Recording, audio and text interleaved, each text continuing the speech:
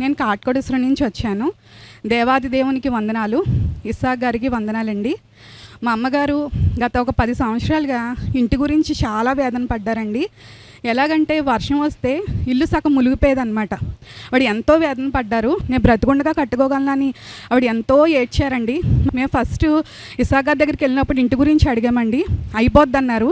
మా అమ్మగారికి మనసుకి స్పాన్సర్ చేస్తే నా ఇల్లు అవుతుందని ఆవిడ మనసులో అనుకున్నారండి. ఇల్లు కట్టడం కోసం ఆవిడ స్పాన్సర్ చేశారండి. ఆయన ఇస్సాక్ గారు కట్టేస్తూ పో అన్నారు. తర్వాత శంకుస్థాపన చేసినప్పుడు మళ్ళీ స్పాన్సర్ చేశారండి మా అమ్మగారు. తర్వాత 3 సార్లు స్పాన్సర్ చేశారు ఇంటి కోసం. మేమైతే ఒక 2 గదులు లేదా ఒక షెడ్డు అలాగే అనుకున్నామండి. వర్షంలో తడవకుండా ఉంటే చాలా అనుకున్నాం తప్ప మాకు గొప్ప ఇల్లు అని కూడా అనుకోలేదు.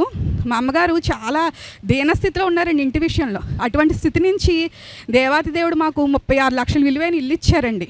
అసలు ఆ ఇంటిని చూసి ఇస్సాక్ గారు చెప్పినట్లుగా వచ్చిన వాళ్ళందరూ వీళ్ళకి అసలు డబ్బులు ఎలా వచ్చినాయి, ఇల్లు కట్టడానికి వీరికి అసలు ఎక్కడి నుంచి వచ్చినాయి అని అందరూ ఆశ్చర్యపోయారండి. అందరూ కూడా తల పైకెత్తే చూశారు తప్ప గృహప్రవేశం రోజున అందరూ ఆశ్చర్యపోయారండి.